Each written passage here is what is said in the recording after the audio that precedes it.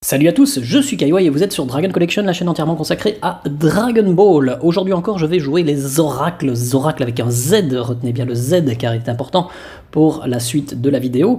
Je vais encore recouper des infos, des rumeurs et puis des choses qui sont là devant nos yeux pour vous livrer une petite idée. Vous allez voir, je vais vous en parler dans cette vidéo. Qu'on soit fan de Dragon Ball Super ou qu'on ne le soit pas, il me semble que j'ai déjà commencé une vidéo comme ça, qu'on soit fan de Dragon Ball ou pas, il y a deux faits indéniables par rapport à cette série. Alors premièrement, il faut dire que Dragon Ball Super a eu un énorme succès depuis qu'il a débarqué en 2015, rapportant de plus en plus de yens aux ayants droit. Entre Dragon Ball Heroes, les jeux vidéo, les figurines, Dragon Ball Super a relancé la machine à fric. Et même maintenant que la série est arrêtée depuis 2 ans, eh bien, la franchise Dragon Ball reste une des licences les plus juteuses au Japon. Ça, c'est un fait indéniable. Alors, revers de la médaille, eh bien, on ne peut pas dire que Dragon Ball Super ait fait l'unanimité. Les débuts furent difficiles. Je me souviens d'avoir invité des potes pour voir le premier épisode. J'ai presque dû m'excuser parce que on passe presque 20 minutes avec Goku en fermier avec son tracteur. C'était pas simple. L'épisode 5, rappelez-vous, le premier combat de la série, on s'attendait, moi je m'attendais vraiment à ce qu'ils mettent le paquet, parce que j'étais déçu jusque-là, et on se retrouve avec un des pires épisodes, vraiment, tout était là pour faire un excellent épisode, et au final l'animation est vraiment médiocre. C'est même pour certains vraiment l'archétype, l'épisode représentant Dragon Ball Super, c'est dire comme ça a fait du mal dès la 5e semaine. L'arc 1 et l'arc 2, Battle of Gods et Fugatsu no F, Resurrection F, ne sont que des remakes de mauvaise qualité des 2 films précédents. Donc jusqu'à une 30aine d'épisodes, il n'y avait encore rien de nouveau, à part quelques menus fillers de mauvais goût. Et puis la 3e saison, c'était enfin le vrai début de Dragon Ball Super, avec l'arc de l'univers 6. Le premier combat du tournoi, Goku contre Botamo, rappelez-vous, c'était vraiment mauvais comme animation. Je suivais, je critique là comme ça, mais franchement, il fallait s'accrocher déjà à ce moment-là. Et pour beaucoup, tout simplement, 30 épisodes, jusqu'à 40, 45, ce fut le début de la fin déjà. Certains avaient déjà décroché. De la même manière, on ne retrouve pas les qualités du manga original dans l'œuvre de Toyotaro. Le manga suit un peu l'animé à ce niveau-là. Ça n'a absolument pas fait l'unanimité, c'est une certitude. Alors il est normal qu'une grosse partie du public ait boudé Dragon Ball Super dès le début. D'ailleurs, ça a été avoué dans certaines interviews par des membres du staff, des gens qui gravitaient autour de la production de Dragon Ball Super. Clairement, on sent et on entend et on lit bien que tout ça a été assez chaotique au niveau de la production de la série, que ça n'a pas suivi les standards habituels. L'absence de fil conducteur qui était le manga également n'est pas une facilité en soi, et donc la série est chaotique, il y a des hauts, des bas. Malgré tout, effectivement, la qualité a augmenté crescendo. Le 4e arc, l'arc Black, l'arc Trunks du futur, nous a proposé un chouette scénario. Il y avait de bons personnages, il y avait une intrigue, des bons combats, et alors des épisodes assez sympas. De manière globale, la qualité était supérieure à tous les niveaux par rapport aux premiers épisodes. Il y avait du suspense, etc. Vous avez ensuite l'arc du tournoi du pouvoir, qui est assez long, qui est tiré en longueur, mais qui propose des magnifiques épisodes, techniquement peut-être les plus beaux qu'on ait vus jusque-là, certains, je veux dire, des moments d'anthologie, il y a des scènes de combat qui sont vraiment terribles, et puis une chouette transformation quand même en parlant de l'Ultra Instinct de Goku. Donc voilà, 2 arcs qui finissent pas mal, un qui propose un scénario qui est digne de Dragon Ball Z, et puis un autre qui propose des épisodes qui techniquement sont dignes, si pas plus, que ce qu'on a pu voir jusque-là. Et puis, petit à petit, il ne faut pas oublier vers quoi tout cela nous a amené, après 131 épisodes, vers la diffusion à grande échelle à l'international, d'un film Dragon Ball Super Broly quand même, il ne faut pas oublier, qui techniquement déchirait tout, et qui est considéré vraiment comme un des meilleurs films de la série, que la plupart des gens ont trouvé absolument magnifique. Donc si on fait le compte, on reste quand même sur de bonnes choses, 2 bons arcs, un qui scénaristiquement était excellent, l'autre techniquement, et puis un excellent film. Voilà sur quoi Dragon Ball Super nous a laissé depuis 1 an et demi. Alors le résultat de tout ça, c'est quoi? C'est qu'une nouvelle génération a découvert Dragon Ball avec DBS. Certains ont même grandi avec depuis 2015, et il va falloir les inciter à continuer à consommer du Dragon Ball. C'est clairement un des nombreux aspects pour lesquels il n'y a aucune chance, entendez-moi bien, pour que Dragon Ball ne soit pas de retour très bientôt. Alors on le sait déjà, il y aura un second film qui devrait débarquer, ça a été confirmé en interview par le réalisateur du film précédent. Et puis bon, on sait également qu'il y a quelques temps, la Toei a inauguré de nouveaux studios pour des conditions de travail optimales pour les animateurs, etc. J'ai eu écho par une connaissance qui a déjà travaillé dans les locaux, comme quoi ces locaux sont vraiment extraordinaires. Donc ça va peut-être pas améliorer les plannings, parce que ça reste très important, l'organisation, je vais dire, du travail, de la main-d'œuvre et des budgets. Mais en tout cas, il y a une tendance à vouloir à ce que les artistes soient mis dans de bonnes conditions pour bosser, quand ils bossent, sur des productions de la Toei. Alors, qu'est-ce qu'on sait également? C'est que la majorité du staff de Dragon Ball Super, le film et l'arc du tournoi du pouvoir, sont maintenant et vont être alloués à la production de Fly, donc Dragon Quest Dai no Daiboken, la quête de Dai, qui devrait débarquer courant 2020, fin 2020, si tout va bien, évidemment. Tous ces gens vont bosser ensemble, vont encore gagner en expérience et pourraient revenir encore plus expérimentés donc, sur un projet comme par exemple, à la suite de Dragon Quest, Dragon Ball Super, la suite entre guillemets. Peut-être qu'une partie de ce staff sera libérée au fur et à mesure pour bosser sur des projets Dragon Ball. Pour ce qui est de la suite de la série, j'ai proposé des vidéos où j'ai imaginé ce que ça pourrait être, mais donc je ne vais pas revenir là dessus en détail, c'est pas le sujet de la vidéo, mais on sait que Dragon Ball Super d'une certaine manière continue, l'arc Moro est toujours écrit en manga par Toyotaro, et il y a un fort potentiel en animé, parce qu'on voit quand même clairement que Toyotaro découpe ça presque comme un storyboard, parfois maladroitement, mais en tout cas il y a de la matière pour faire du spectacle en animation. L'arc est peut-être loin d'être fini, on ne sait pas.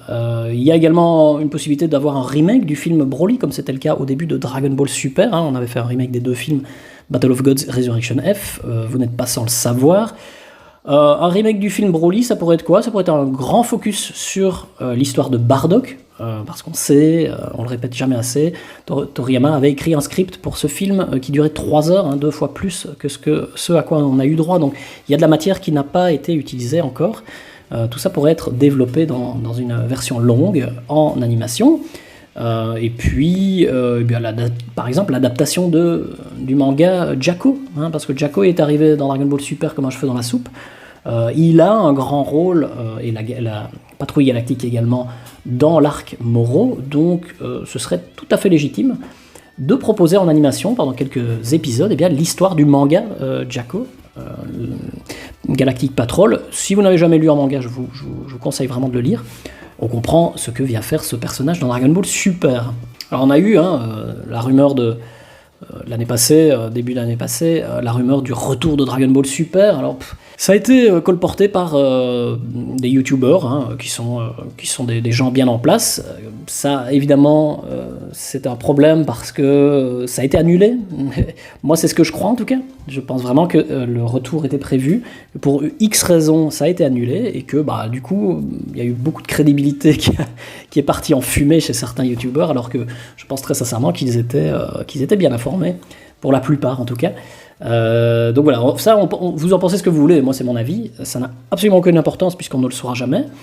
En tout cas, il y a des rumeurs, là pour le moment, qui circulent, et qui parlent effectivement de... Bon, évidemment, il faut considérer le Covid, qui pose problème pour tout le monde. En tout cas, la rumeur, c'est que on devrait en entendre parler cette année. Et c'est ce que, de toute façon, je pense. Tous les voyants sont ouverts pour le retour en 2021 de la série. On tiendra à l'œil, évidemment, la Jump Festa cette année, encore plus que l'année passée.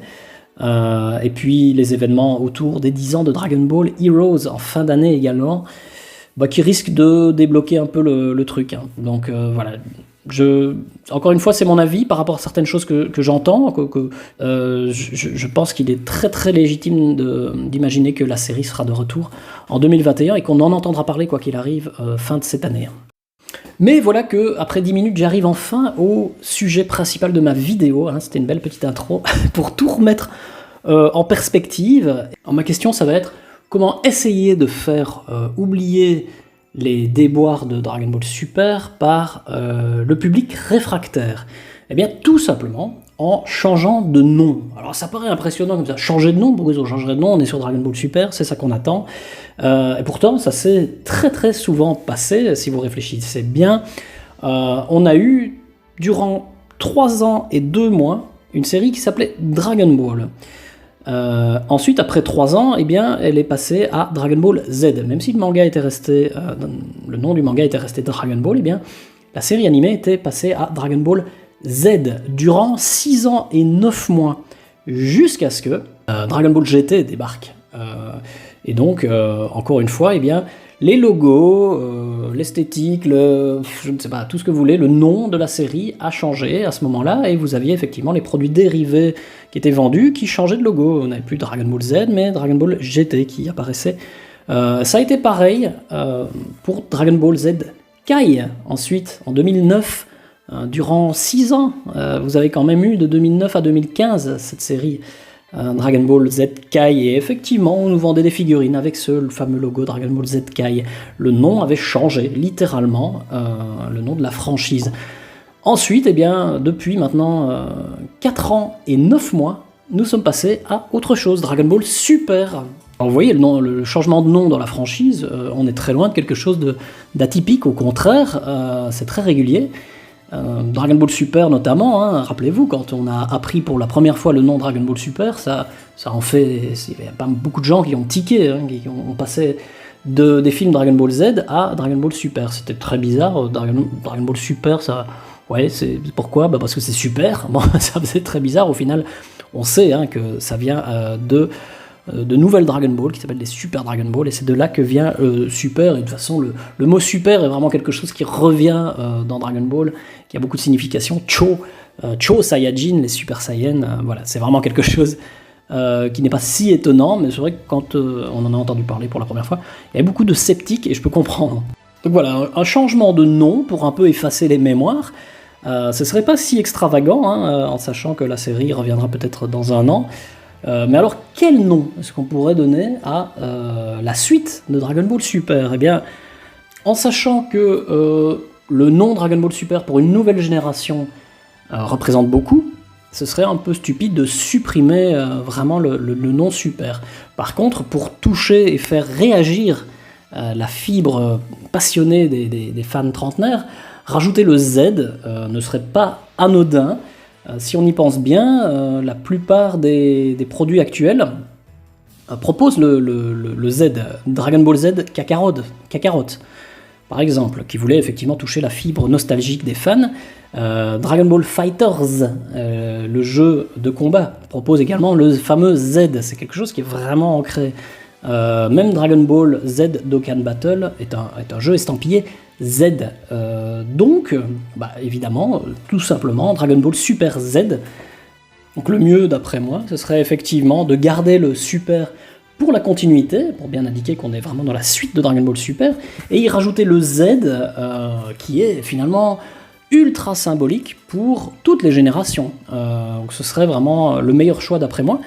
Le Super et le Z, eh bien, ce serait la fusion tout simplement de 2 générations de fans de Dragon Ball. Alors vous allez me dire, pourquoi pas Dragon Ball Z Super? Non, parce que là, ce serait alors la version Super de Dragon Ball Z, ce qui n'est pas le cas. Alors que Dragon Ball Super Z, eh bien, c'est la version Z de Dragon Ball Super, ce qui est un petit peu plus logique. Alors on le sait, Dragon Ball Super a visé et touché un jeune public. Si un enfant de 10 ans a découvert Dragon Ball avec Dragon Ball Super, il a maintenant 15 ans, il a évolué. La série pourrait suivre le même schéma. On pourrait se dire qu'un Dragon Ball Super Z pourrait être plus mature, plus violent, d'une certaine manière, plus dur que le Dragon Ball Super un peu mou et bien, très édulcoré, pas une goutte de sang quasiment. Et donc c'était le cas. Dragon Ball, quand Goku était jeune, était un peu plus bon enfant que Dragon Ball Z, avec un ton plus adulte, plus sérieux en tout cas, on va pas dire adulte, mais sérieux. On pourrait avoir la même tendance, il y a une grosse demande quand même pour notre génération, les trentenaires, de quelque chose d'un petit peu plus noir. Ça pourrait être le cas avec une suite Dragon Ball Super Z, et justement, tiens, bizarrement, si vous regardez l'arc Moro, eh bien, il est beaucoup plus violent, il y a du sang, il y a Moro qui a quand même un coup systématique, c'est de transpercer ses adversaires avec sa main, donc ce serait tout à fait légitime d'imaginer et d'espérer en tout cas que enfin Dragon Ball Super se durcisse un petit peu. Alors la suite de Dragon Ball Super, on le sait, pourrait et devrait à un moment donné rejoindre la fin de Dragon Ball Z, cette fameuse épilogue, le fameux épilogue où on voit Oob, on va vers là, Dragon Ball Super emprunte cette voie, on devrait à un moment donné rejoindre Dragon Ball Z. Et donc à ce moment-là où Dragon Ball Super et Dragon Ball Z vont se rejoindre, eh bien on pourrait trouver logique, encore une fois, de renommer tout simplement la série Dragon Ball Super Z. Alors peut-être que j'affabule, peut-être que je me fais encore des idées, peut-être que ça n'arrivera absolument jamais, Dragon Ball Super Z, mais moi c'est ce que je ferais. C'est ce que je ferais, tout simplement, pour faire un petit reboot, pour reset un petit élément dans la tête des gens, des fans. Les jeunes suivraient ça en se disant c'est simplement la suite, il n'y a aucun problème. Et puis les plus vieux qui ont un peu boudé Dragon Ball Super, eh bien, ils pourraient légitimement se dire ok, c'est peut-être nouveau, c'est peut-être autre chose, il y a un Z attaché, je vais laisser sa chance à cette série. Et c'est peut-être pour ça aussi que la Toei prend son temps, peaufine, donne l'expérience qu'il faut aux futures équipes de Dragon Ball Super Z, pour revenir en force, pour ne pas refaire les mêmes erreurs, les erreurs qui reconnaissent et connaissent, et pour faire les choses mieux, et pour que le produit phare, qui n'est pas Super Dragon Ball Heroes, qui n'est pas Dragon Ball Z Kakarot, mais le produit phare, c'est la série TV qui débarquera bientôt, j'espère, et bien que ce produit phare soit digne, en fait tout simplement digne, pas comme les 30 premiers épisodes de Dragon Ball Super. Évitons de refaire les mêmes erreurs, voilà, moi je suis un optimiste, je crois très sincèrement que la série sera bientôt de retour, en tout cas qu'on en entendra bientôt parler, que 2, on aura bel et bien un film, et que 3, tout ça sera de meilleure qualité. Et s'il y a un film qui débarque, pourquoi pas justement inaugurer ce nouveau nom. Je voudrais savoir si vous, ce nom vous choquerait en tant que fan de Z ou de Super. Moi personnellement, je m'y suis déjà fait, je me suis déjà fait à l'idée, donc ils peuvent débarquer. Je trouve que le logo, il y a moyen de mixer les deux sans problème. Je vous montre évidemment quelques exemples. Et alors j'en reviens à une précédente vidéo sur un éventuel film Dragon Ball Vegeta, donc Dragon Ball Super Z Vegeta, voilà l'affiche, je vous la mets ici. Je trouve que ça collerait bien. Bon voilà, j'en ai fini avec cette vidéo, je vous remercie de m'avoir suivi, abonnez-vous surtout, cliquez sur la petite clochette, et portez-vous bien, merci, salut!